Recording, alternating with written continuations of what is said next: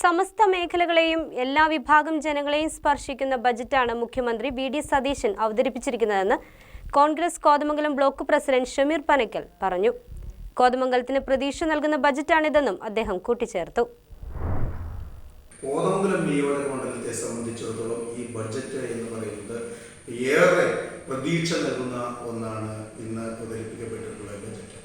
കഴിഞ്ഞ 10 വർഷക്കാലമായി കോതമംഗലത്തിൻ്റെ അടിസ്ഥാന വികസന പ്രവർത്തനങ്ങളിൽ ഏറ്റവും ശ്രദ്ധേയമായ ഒരു പ്രോജക്റ്റായിരുന്നു ചേലാട് അന്താരാഷ്ട്ര സ്റ്റേഡിയം എന്നുള്ളത്.